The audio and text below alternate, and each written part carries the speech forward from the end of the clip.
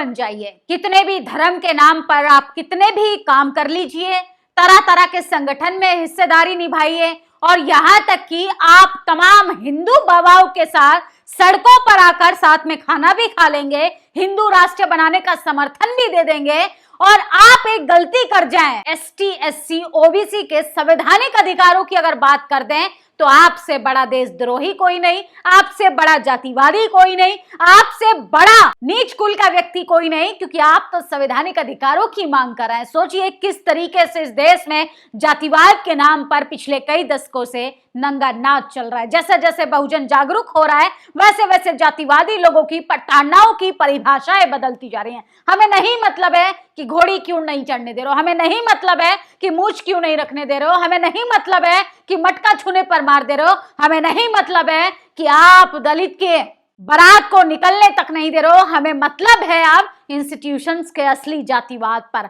हमें मतलब है उच्च न्यायालयों से लेके सुप्रीम कोर्ट तक, वहां पर जातिवाद के आधार पर जो कॉलोजियम सिस्टम से चुनाव होता है जजों का, वकील का, उस जातिवाद से मतलब है, महीन जातिवाद से मतलब है। और सोचिए इसी जातिवाद की लड़ाई है UGC regulation.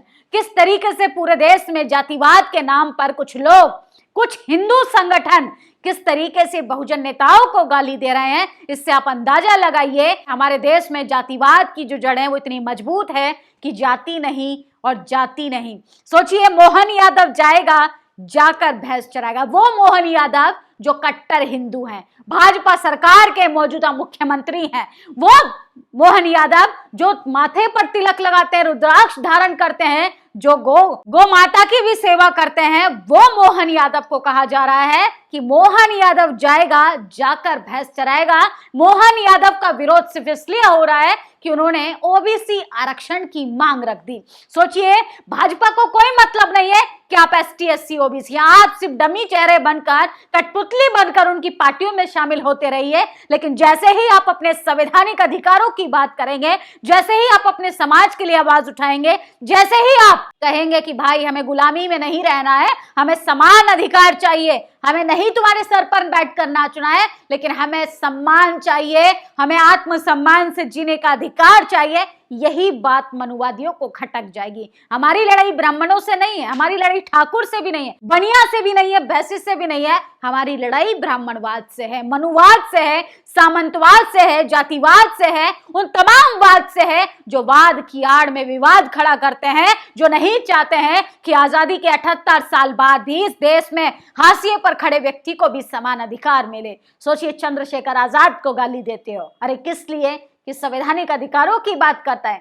DM, SP, DM, मंत्री, तमाम राष्ट्रपति बनने का अधिकार तुम लोगों के हिस्से में आएगा क्या? बहुजन सिर्फ भैंस चराएगा क्या? सोचिए मोहन यादव जो कट्टर हिंदू हैं, उनकी भी जाति नहीं जाती है। सोचिए देश के प्रधानमंत्री को कैसे गालियां दी जा रही हैं। देश के प्रधानमंत्री को कहा जा रहा है कि अरे वो तो तेली समाज से आते हैं, जिसकी शक्ल देखना भी आप शगुन माना जाता है। और कैसे जातिवाद की आड़ में मोहन यादव को ये याद दिलाया जा रहा है कि तुम गोबर और भैंस का चारा उठाने के लिए ही बने हो, तुम कैसे संवैधानिक पद पर जाकर मुख्यमंत्री बने बैठे हो। सोचिए किस तरीके से जातिवाद की लोगों की आंखों में खटकने लगे हैं मोहन यादव। कभी देश के प्रधानमंत्री से दिक्कत होने लगती है, अरे 370 जब हटा रहे थे तब कोई दिक्कत नहीं थी, रामलला के लिए भव्य मंदिर बना रहे थे, कोई दिक्कत नहीं थी, इस देश में तमाम चीजें हो रही थी, किसी को दिक्कत नहीं थी, काशी कॉरिडोर बन रहा था तब कोई दिक्कत नहीं थी, धर्म के नाम पर जुलूस निकाले जाते हैं, हिंदू राष्ट्र बनाया जाता है, हम तो विरोध नहीं करते। यूजीसी रेगुलेशन से तुम लोगों को इतनी मिर्ची क्यों लग गई कि तमाम लोग सड़कों पर आ गए? और सोचिए वो तमाम सो कॉल्ड सवर्ण महिलाएं जो सड़कों पर बैठी हैं, जर्नल कैटेगरी की, सामान्य श्रेणी से खुद को बताती हैं और जाति का दम भरती हैं, पहले उन्हें ये बिल पढ़ना चाहिए, उन्हें ये रेगुलेशन पढ़ना चाहिए, उन्हें गाइडलाइन पढ़नी चाहिए। सोचिए किस तरीके से जाहिलता की चरम सीमा पार कर कर ये लोग महिलाओं को आगे कर कर बहुजन नेताओं के आंदोलन को बदनाम करते हैं, बहुजन नेताओं पर आरोप लगाते हैं, और इन पर कोई आरोप प्रत्यारोप का जवाब दे रहे तो ये बिलबिला जाते हैं। आस्था को ठेस पहुंची, धर्म को ठेस पहुंची, हमारी संस्कृति का अपमान कर दिया। सोचिए किस तरीके से ये लोग सरेआम नारेबाजी कर रहे हैं कि मोहन यादव जाएगा जाकर भैंस चराएगा। अभी भी वक्त है, अगर बहुजन नेता एकजुट नहीं हुए, बहुजन समाज के लोग जब तक अपना लालच छोड़ के एक मंच पर नहीं आएंगे, बीजेपी आपको ऐसे ही हल्के में लेती रहेगी। अभी तो जाति के नाम पर गालियां पड़ी हैं, जाति के नाम पर आपको मारा भी जाएगा, जाति के नाम पर आपसे पद और पावर भी छीना जाएगा। और ये पद और पावर किसी ने रहमो कर्मों पे नहीं दी, ये संविधान की बदौलत आपको मिली है। तो उसी संविधान को बचाने के लिए आपको एकजुट होना पड़ेगा। सोचिए, भाजपा में आप किसी भी पद पर चले जाए, लेकिन अगर पिछड़े वर्ग से आते हैं तो गाली तो खाना पड़ेगा, अपमान सहना पड़ेगा। पद की लालसा में जो भाजपा में बैठे हैं उनका इससे भी बुरा हाल होगा। ये नारा कोई और नहीं, भाजपा के कार्यकर्ता, उसके वोटर लगा रहे हैं। जनसंघ के लोग इसी तरह कर्पूरी ठाकुर को, मुलायम सिंह यादव को, लालू यादव को जाति सूचक गालियां देते थे। मोदी को भी कट्टर हिंदू से तेली बना दिया और ये लोग कहते हैं कि जातिवाद कहाँ है। अरे यूजीसी की गाइडलाइन से ये तो साफ हो गया है कि इस देश के आप प्रधानमंत्री भी बन जाइए तो भी आप तेली रहेंगे, लेकिन आपकी जाति नहीं बदलेगी। जबकि आप हिंदू धर्म के लिए, हिंदू लोगों के लिए कितने भी काम कर लीजिए।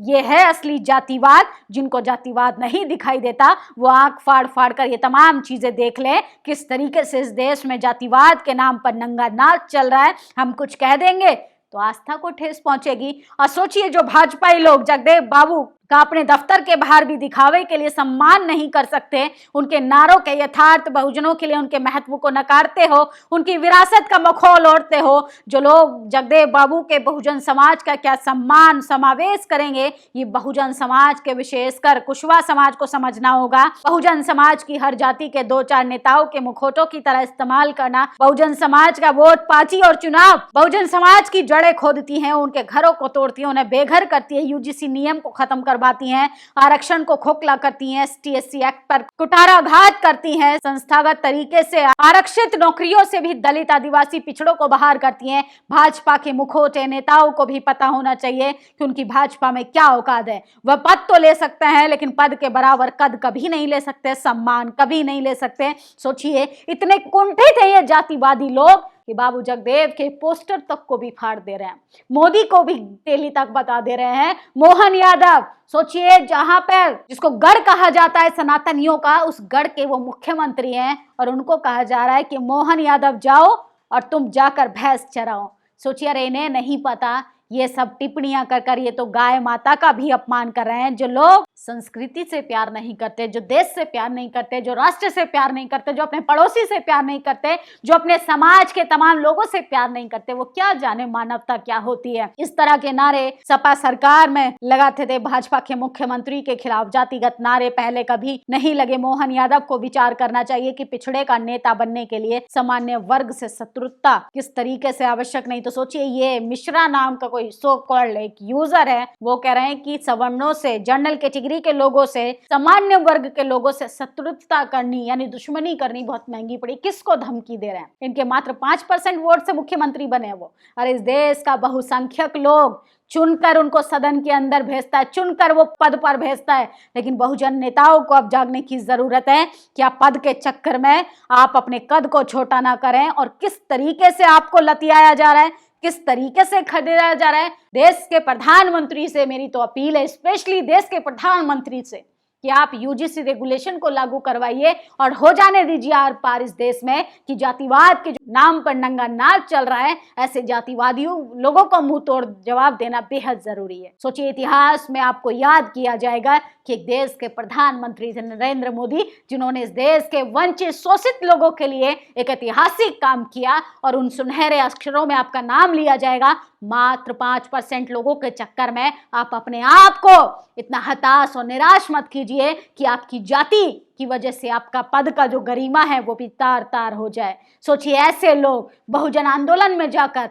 किस तरीके से महिलाओं को भेजकर बदनाम करते हैं, बहुजन महिलाओं के द्वारा झूठे आरोपों में फंसाया जाता है। यह है असली जातिवाद। महिला कार्ड खेलो, उसके बाद तमाम तरीके की टिप्पणियां करो, लोगों को प्रोवोक करो प्रोग्रामों में जाकर, और अगर कोई बहुजन समाज का व्यक्ति उनको मुंह तोड़ जवाब दे दे तो ये बिलबिला जाते हैं, काँव काँव चिल्लाने लगते हैं। ये है महीन जातिवाद कि प्रधानमंत्री को तेली बोला जा रहा है, मुख्यमंत्री को कहा जा रहा है कि तुम जाके भैंस चराओ, चंद्रशेखर आजाद की सांसदी के पीछे पड़े हैं, बीएसपी सुप्रीमो मायावती को गाली दी जाती है, लालू प्रसाद यादव को चारा चोर बोला जाता है। इस देश में तमाम लोगों की अगर डेटा खंगाला जाए ना, नाम के साथ पीछे टाइटल से पता लगाया जा सकता है कि कौन सबसे ज्यादा भ्रष्टाचारी होता है, कौन एपस्टीन फाइल में जुड़ा हुआ था और कौन किस देश को सबसे ज्यादा धोखा दे रहा है।